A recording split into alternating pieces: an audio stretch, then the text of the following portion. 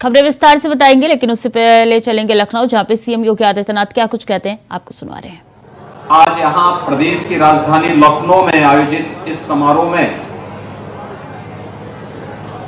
प्रदेश सरकार के पूर्व उप मुख्यमंत्री और राज्यसभा के माननीय सांसद डॉक्टर दिनेश शर्मा जी, लखनऊ की महापौर श्रीमती सुषमा खड़गवाल जी, माननीय विधायक श्री नीरज वोरा जी, भारतीय जनता पार्टी महानगर के अध्यक्ष श्री आनंद द्विवेदी जी, प्रदेश के मुख्य सचिव श्री दुर्गा शंकर मिश्र जी,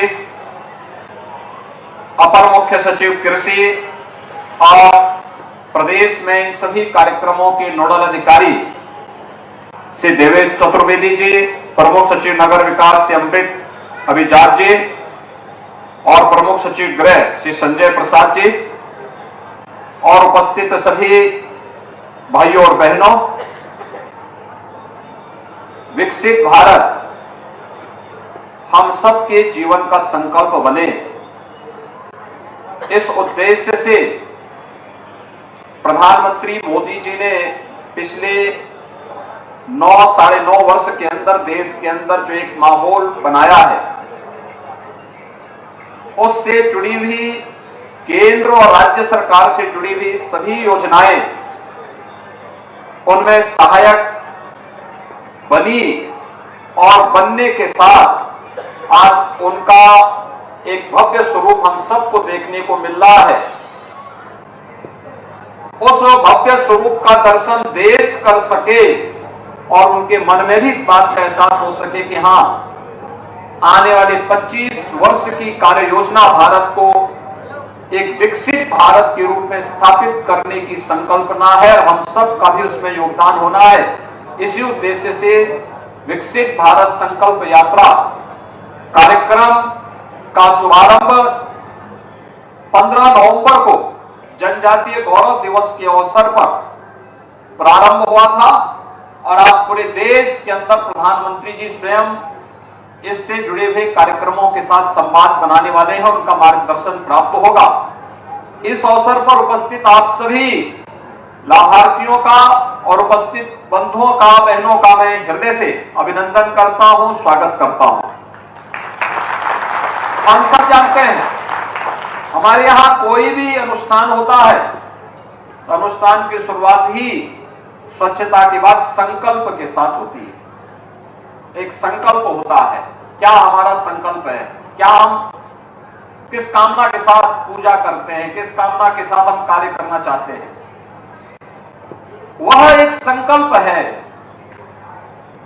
व्यक्तिगत जीवन के संकल्प के साथ राष्ट्रीय जीवन का भी हमारा संकल्प बनना चाहिए और वह संकल्प होना चाहिए हमारा देश विकसित भारत बने।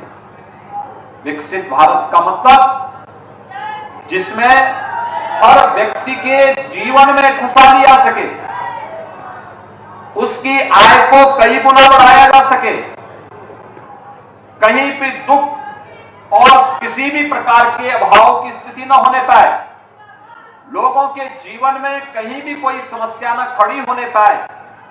और इसके लिए आपने देखा होगा किस तरीके से कार्यक्रम हुआ। भाइयों बहनों, यह देश कहने के लिए तो 1947 में आजाद हुआ, लेकिन 1947 के बाद भी तो देश के अंदर सरकारें थी और ये सरकारें लगातार काम किए होंगे, देश का पैसा भी खर्च किए होंगे, देश के बारे में सोची भी होंगी, लेकिन दुनिया में भारत की छवि कैसे बन गई थी, भारत के बारे में लोगों की धारणा क्या थी 2014 के पहले और 2014 के बाद, आज हम देख सकते हैं। दूसरा, ये जो योजनाएं हैं, इन योजनाओं का लाभ प्रधानमंत्री आवास योजना हो, स्वच्छ भारत मिशन में शौचालय उपलब्ध, हर गरीब परिवार के घर में शौचालय उपलब्ध कराने की योजना हो, जनधन अकाउंट की योजना हो,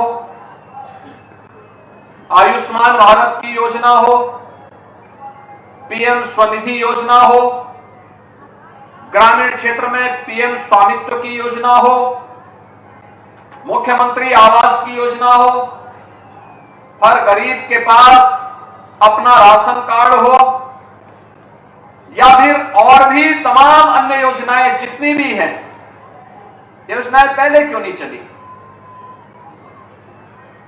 देश तो वही है, आय के स्रोत भी वही है। ऐसा नहीं कि मोदी जी के आने के बाद कोई अलग से कुबेर का खजाना फूटा हो और मोदी जी ने वहां से लाकर बांटना शुरू कर दिया। नहीं, पहले गरीब, सामान्य नागरिक, किसान, महिलाएं, नौजवान इस सरकार के एजेंडे के हिस्से नहीं थे। चेहरा देखकर के योजनाओं का बंदरबांट होता था, गरीब ताकता रह जाता था। अब याद करिए, पिछले 9-9.5 वर्ष में प्रधानमंत्री मोदी जी के माध्यम से देश के अंदर 12 करोड़ परिवारों को शौचालय मिले, 4 करोड़ परिवारों के आवास बने, जिनमें अकेले उत्तर प्रदेश में हम लोगों ने 55 लाख से अधिक परिवारों को एक आवास उपलब्ध करवा दिया है। लगभग 3 करोड़ परिवारों के लिए शौचालय की सुविधा उत्तर प्रदेश में दी गई है। आयुष्मान भारत के अंदर देश के अंदर 50 करोड़ लोग आयुष्मान भारत की सुविधा का लाभ प्राप्त कर रहे हैं। तो उत्तर प्रदेश में लगभग 10 करोड़ लोगों को इस सुविधा का लाभ उपलब्ध कराया जा रहा है। किसी भी इम्पैनल्ड हॉस्पिटल में जाकर के, वह कॉर्पोरेट हॉस्पिटल हो, प्राइवेट हॉस्पिटल हो, या देश के अंदर किसी भी ऐसे हॉस्पिटल में जो इम्पैनल्ड है, वहां जाकर के 5 लाख रुपए की सहायता, स्वास्थ्य की सुविधा वहां आपको उपलब्ध हो सकती है। और सरकारी हॉस्पिटल में तो ऐसे भी फ्री में सुविधाएं हैं, लेकिन फिर भी जहां पर ये नहीं है, वहां पर जिन लोगों के कार्ड नहीं बन गए, हम मुख्यमंत्री राहत कोष से भी पैसा देते हैं और विधायक गण अपने विधायक निधि से भी पैसा उपलब्ध करवाने का काम करते हैं। ये काम पहले भी हो सकता था। देश के अंदर कोरोना कालखंड में 80 करोड़ लोगों को फ्री में राशन की सुविधा, और ये तो मिल ही रहा था, अगले 5 वर्ष तक ये मिलता रहेगा। भैया बहनों, जब सरकार की संवेदना होती है तो गरीब के बारे में कार्य योजना बनाती है। यहां गरीब कल्याण भी हो रहा है, विकास के कार्य भी हो रहे हैं, नौजवान के लिए रोजगार की सुविधा भी उपलब्ध हो रही है, और साथ साथ देश को दुनिया की एक बड़ी ताकत के रूप में स्थापित करने के कार्यक्रम भी साथ साथ चल रहे हैं। जब एक नागरिक खुशहाल होगा तो परिवार के बाद समाज और देश के बारे में भी सोचेगा, और यही संकल्पना है। भाइयों बहनों, सरकार आपके बारे में सोच रही है तो आपकी भी जिम्मेदारी बनती है कि प्रधानमंत्री जी ने इसके लिए 5 प्रण की बात कही है। 5 प्रण। जब देश 2047 में अपनी आजादी की शताब्दी महोत्सव मना रहा होगा, 100 साल पूरे कर रहा होगा, उस समय हमारा संकल्प क्या होना चाहिए कि हमारा देश विकसित भारत बने। एक ऐसा भारत जिसमें हर व्यक्ति के लिए सुरक्षा की गारंटी हो, हर दुनिया की खुशहाली हो, दुनिया को नेतृत्व करने वाला हो, वसुधैव कुटुंबकम के भाव के साथ दुनिया को अपने साथ ले चलने की सामर्थ्य रखता हो, कोई अभाव में न हो, कहीं भी कोई भूखों न मरे, किसी के लिए राशन की सुविधा, कोई ठंड से न मरे, इसके लिए गरीबों के लिए कंबल की व्यवस्था, अच्छी शिक्षा मिले इसकी सुविधा, स्वास्थ्य की बेहतरीन सुविधा मिले इसके लिए आयुष्मान भारत की सुविधा, स्ट्रीट वेंडर के बारे में भी पीएम स्वनिधि योजना के अंतर्गत कार्य हो रहा है।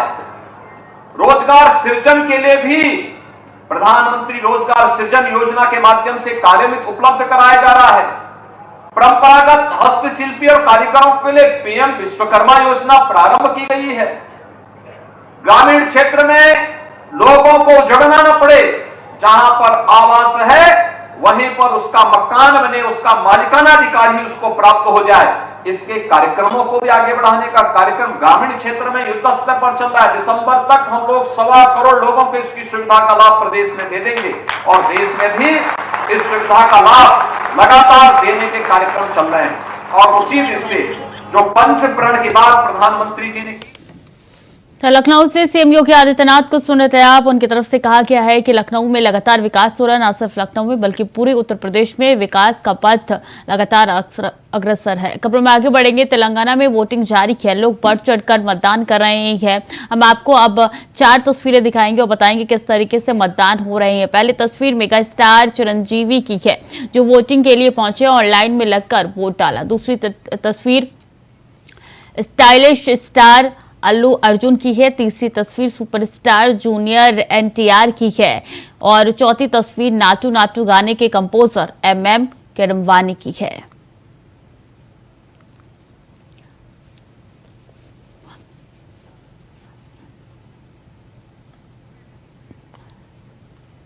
तो ये 4 तस्वीरें आपकी टीवी स्क्रीन पर नजर आ रही है और बता दें इसमें 4 फिल्म स्टार है जो कि तेलंगाना में वोट करने के लिए पहुंचे हैं। आज तेलंगाना में 119 सीटों पर वोट डाले जा रहे हैं और आज आखिरी मतदान है। बता दें इसके बाद से 3 दिसंबर को रिजल्ट आने वाला है। मतगणना 3 दिसंबर को होनी है, जिसका इंतजार हर कोई कर रहा है। शाम को 5 बजे एग्जिट पोल का इंतजार भी हर कोई कर रहा है। बता दें कि ये 4 तस्वीरें बताती हैं कि किस तरीके से सुपरस्टार्स पहले मतदान फिर जलपान करने में लगे हुए हैं।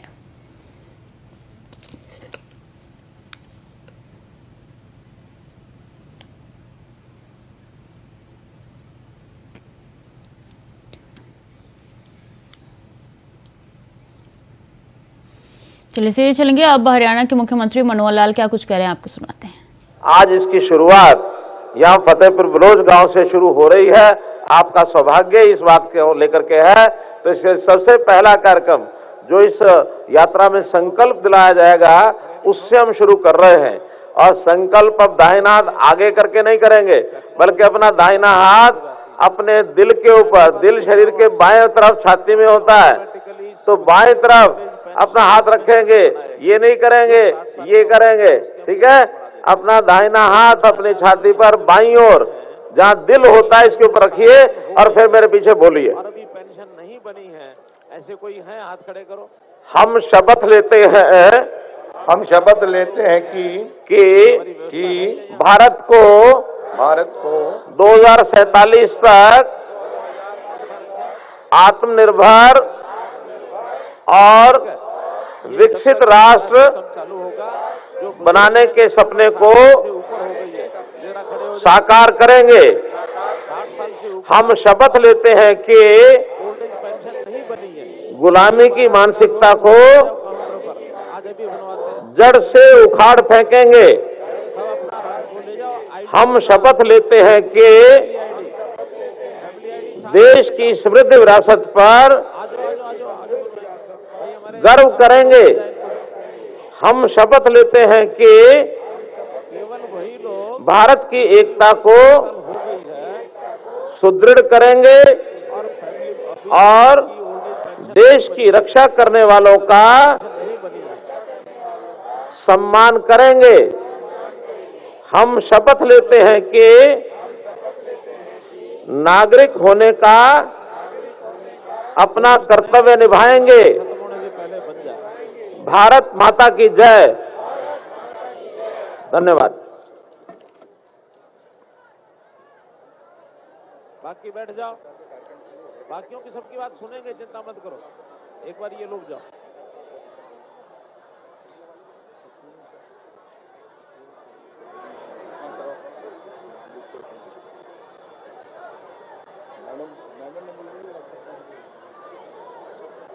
तो बहुत ही हर्ष का विषय अभी हम केंद्र सरकार की तरफ से जो माननीय प्रधानमंत्री महोदय जिस कार्यक्रम को संबोधित करेंगे उससे जुड़ने जा रहे हैं।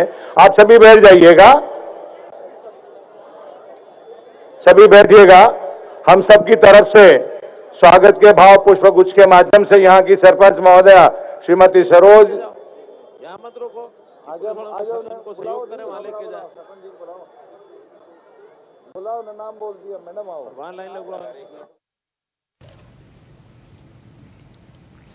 चलिए खबरों में आगे बढ़ेगी। तेलंगाना में 119 सीटों पर वोटिंग जारी है। ऐसे में तेलंगाना बीजेपी के अध्यक्ष जी किशन रेड्डी सुबह सुबह पोलिंग बूथ पर पहुंचे और मतदान किया। इस दौरान बीजेपी प्रदेश अध्यक्ष ने राज्य के लोगों से घर से बाहर निकलकर वोट करने की अपील की। उन्होंने कहा है कि आप तेलंगाना के भविष्य के लिए घर से बाहर निकलिए और प्लीज वोट कीजिए। उन्होंने कहा कि आप लोगों के वोट करने से लोकतंत्र मजबूत होता है।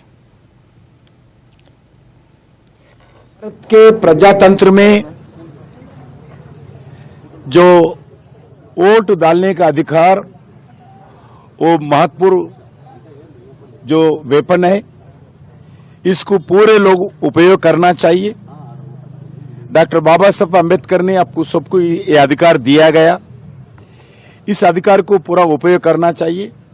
इस अधिकार को उपयोग ना करते हुए, पोलिंग बूथ में जाकर समय देकर वोट ना डालते हुए किसको भी क्रिटिसाइज करने का कोई व्यक्ति को भी अधिकार नहीं है। इसलिए मैं सभी जनता से, भाई बहनों से अनुरोध करना चाहता हूं, आप घर से बाहर निकलकर पहला वोट डालना अपना फर्ज है, अपना रेस्पॉन्सिबिलिटी है, जरूरी भी है।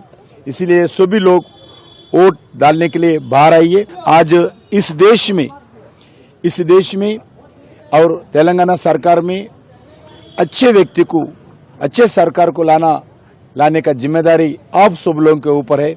आज मौका है तेलंगाना में कैसा सरकार चाहते हैं, कैसा व्यक्ति आपका एमएलए रहना चाहिए, आप तय करना चाहिए। बहुत जगह कोई भी पार्टी हो और पैसे से, लिकर से, शराब से लोगों को देकर वोट लेना चाहते हैं, मगर मैं सबसे अनुरोध करना चाहता हूं, उसको ठोकर मारो पैसे को, लिकर को। आपका मन में क्या चाहिए, आपको मन क्या चाहते हैं, व्यक्ति कैसा है, पार्टी कैसा है, ये देख के वोट डालना। लिकर से, शराब से, पैसे से वोट कभी नहीं डालना। भगवान आपको यह अधिकार दिया है, आपका मन के विचार के आधार पर वोट डालिए। एक अच्छे सरकार लाने के लिए सभी लोगों का जिम्मेदारी है। आप बाहर आकर अपना वोट को इस्तेमाल करते हुए अच्छे एमएलए को, अच्छे सरकार को लाने के लिए पूरा सभी लोग मन से सोचकर प्रयास करना चाहिए, आगे वोट डालना चाहिए। हम कोई पार्टी का एमएलए का जरूरत नहीं है। हम स्वयं हमारा सरकार हम बनाएंगे। तेलंगाना का जनता के ऊपर विश्वास है, हमारा पार्टी पूरा बहुमत मिलेगा आदरणीय मोदी जी के नाम पर। फिलहाल के लिए बुलेटिन में इतना ही। खबरें लगातार जारी है, देखते रहिए इंडिया वॉइस।